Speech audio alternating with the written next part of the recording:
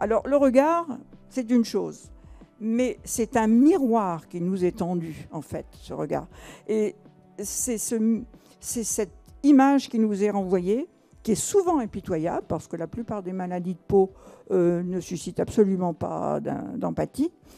Une des phrases qui m'a le plus marquée dans toute l'écoute que j'ai pu pratiquer, c'est une dame d'une quarantaine d'années qui m'a dit ceci: « J'ai vu l'horreur de mon psoriasis dans le regard de ma mère, j'avais 15 ans. » L'acné, le problème, c'est que c'est une maladie qui a tendance à être banalisée à l'adolescence parce que tout le monde en a, c'est un peu le passage obligé, mais pénible, mais on se dit que ça va passer.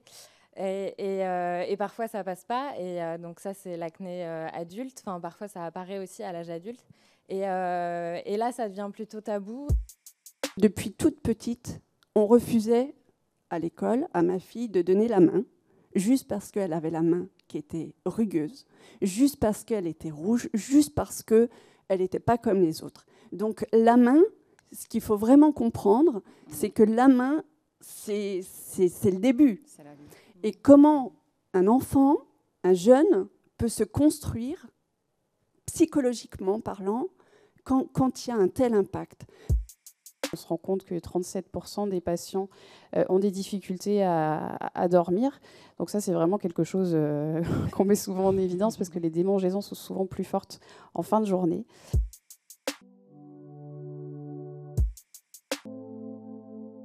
Les maladies de peau sont les maladies handicapantes, il faut le dire, il faut même l'écrire, il faut passer ce message-là. Quand on met en place une étude de ce type, on est toujours en train de réfléchir aux questions qu'on va poser. Et on a beaucoup d'autocensure sur les questions qu'on pose. Et c'est vrai que l'équipe de Pierre Fabre, quand on leur a proposé le questionnaire avec Catherine Bessac, avec Hélène Passerini, avec Marquetta, on s'est dit qu'il y a des mots qu'il faut utiliser, même si c'est des mots des fois qui gênent. Quand on a posé la question « Avez-vous l'impression d'être regardé avec dégoût ?» on nous a dit « Mais est-ce qu'on peut poser une telle question ?» Moi, je crois qu'il faut la poser parce que vous avez bien vu, on est 30, 40 et puis les gens attendent qu'on leur pose cette question pour pouvoir s'exprimer et pour pouvoir dire que ce n'est pas acceptable et que c'est injuste, c'est une double peine.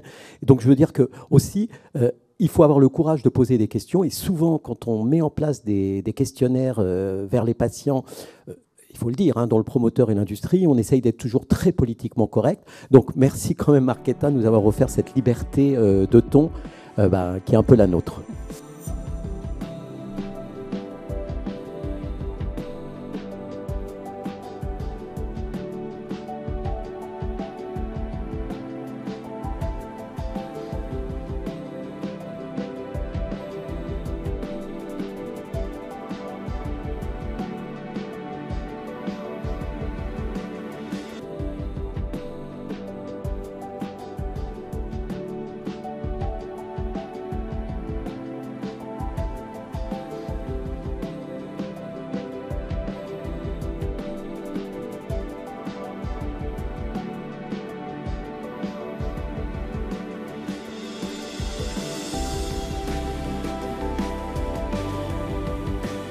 Et l'idée, c'était d'avoir leur ressenti dans 6 pays, leur prévalence, de façon à fournir des données aux associations de patients qui les représentent. Et notamment, nous avons découvert que les mains avaient un impact qui est bien plus important que le visage.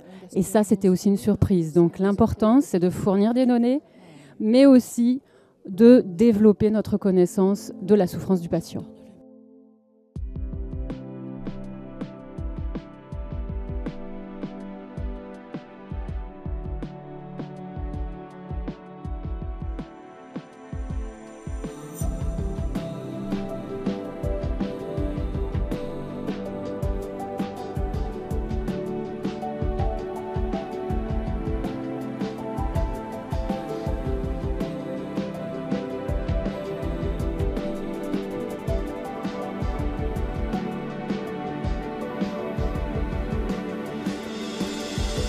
Ce qui est plus intéressant, c'est de faire le parallèle finalement entre ces deux localisations dermatoses, le visage et le main, parce que finalement il y a eu beaucoup de chiffres. Et bien, on s'aperçoit que quel que soit le paramètre qu'on a voulu aborder par le questionnaire, finalement les personnes qui ont une atteinte au niveau des mains sont finalement beaucoup plus affectées et donc expriment beaucoup plus d'éléments de stigmatisation que lorsqu'on a une atteinte faciale. C'est très étonnant. On se serait plutôt attendu à des résultats opposés. Le handicap qu'il soit à la fois esthétique, qu'on peut penser au niveau du visage, mais aussi au niveau des mains. Je trouve qu'on a de plus en plus de femmes qui font appel à la manicurie. Il y a des ongleries qui sont beaucoup développées. Donc la symbolique de la main en tant qu'organe, on va dire, d'expression, mais aussi de beauté, montrer sa beauté par ses ongles, par ses mains. C'est le handicap esthétique qui se surajoute à un handicap fonctionnel majeur par l'atteinte des mains, à des répercussions qui, vous le voyez, sont bien au-delà de la simple gestion des maladies de peau. Que derrière, il y a des vécus émotionnels, mais aussi des vécus dans la vie professionnelle qui sont très importants à prendre en compte. Nous savons que ce n'est pas un simple problème esthétique comme plusieurs décideurs publics rencontrés lors de la publication du plaidoyer de la Fédération française de la peau semblaient encore le penser. Il reste un grand travail de prise de conscience à réaliser, avec des chiffres implacables, des exemples détaillés, des témoignages vivants, pour faire avancer non plus simplement la prise de conscience, mais la prise en compte des problèmes de peau dans notre système de santé.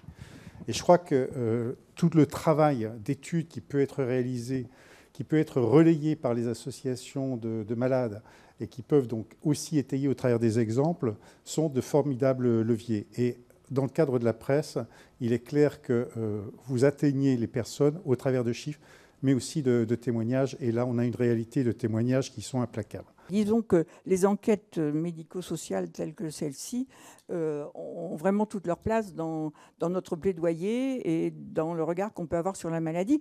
D'ailleurs, je remercie Pierre Fabre de nous avoir permis de faire cette étude. En tout cas, comme vous, moi j'ai été étonnée on a tous été étonnés du fait que l'atteinte des mains soit plus impactante et sur tous les plans, alors que nous, dans le psoriasis, on avait l'impression que c'était souvent l'atteinte du visage qui déclenchait, qui était décisive pour aller consulter. Or, donc il faut absolument qu'on corrige notre ressenti au vu de ces résultats. Mais on a peut-être probablement minimisé l'impact fonctionnel sur lequel vous avez insisté. L'étude épidémiologique nous disait qu'il y avait 865 personnes en France atteintes d'ichtyose sévère. Donc, on est bien dans de la maladie rare. Moi, ce qui m'a vraiment surpris par rapport aux chiffres, c'est qu'il faut se dire qu'il y a 8 personnes sur 10 interrogées qui ont un handicap dû à leur ichtyose. Et pour moi, ça, c'est une donnée juste énorme. 8 personnes sur 10 se disent vraiment impactées par la maladie, par l'ichtyose. Et ce qui m'a choquée aussi, moi, c'est de se dire que dans les gens qui ont été interrogés, il y a 50% des personnes qui ont dit qu'ils étaient regardés avec dégoût. Et ça, alors je ne porte pas la maladie, voilà, mais ma fille est atteinte. Et c'est vrai que juste de penser ça, pour moi, c'est juste terrible. Donc, 1000 merci à Pierre Fabre, à Charles Taïeb, à Marquetta, d'avoir vraiment commandité cette étude. Déjà parce que, effectivement, nous, on est maladie rare. Et donc, pour nous, c'est important d'être reconnus et entendus. Et ces chiffres vont pouvoir nous aider à l'être. Donc, un grand merci. Et puis, effectivement, qu'enfin, les gens arrêtent de penser que la dermatologie, c'est juste de la bobologie, parce que ça me tue. Hein, on peut le dire comme ça. Et donc, 1000 merci pour cette étude. Une étude qui est vraiment très importante pour nous en tant qu'association de malades. Moi, je représente l'association française de l'eczéma et c'est vrai qu'on a besoin d'une reconnaissance de notre maladie. Donc, avoir des chiffres, c'est appuyer en fait les témoignages des patients qu'on reçoit quotidiennement sur nos réseaux sociaux, sur notre site internet. Donc, ça appuie vraiment le mal-être des patients. Et voilà, l'eczéma, c'est pas que de la gratouille. Et justement, cette étude le prouve. C'est très important pour les associations de patients d'avoir des études qui permettent d'objectiver le ressenti des patients et de montrer que c'est des maladies impactantes sur le quotidien et sur le développement personnel des patients. Et c'est important aussi pour nous qu'il y ait des études qui soient communiquées auprès des professionnels de santé pour pouvoir améliorer aussi la prise en charge des patients. C'est important que le médecin, que ce soit le dermatologue, le médecin généraliste ou même le pharmacien, puisse avoir conscience de toutes les implications qu'il y a derrière la maladie. Et donc c'est pour ça que ces données sont très importantes pour nous. On doit, je pense, dans notre pratique, être encore plus attentif et avoir plus de solutions à proposer, ou en tout cas une meilleure prise en charge des patients qui ont aussi ces atteintes des mains, parce qu'il y a des conséquences, vous l'avez vu, sur la vie sociale. Cette façon d'aborder finalement les pathologies qui sont centrées par le patient, qui sont quand même les personnes pour lesquelles on est là, entre guillemets, et pas pour simplement faire de la science et nous faire plaisir entre nous à décortiquer des maladies et à comprendre comment ça marche. Notre première mission, notre premier devoir et notre choix professionnel, il est là de se mettre au service des patients pour les aider et pour leur proposer le mieux, tout en préservant bien entendu leur santé, et pour essayer de les accompagner dans ce parcours qui est compliqué, qui est celui de la maladie.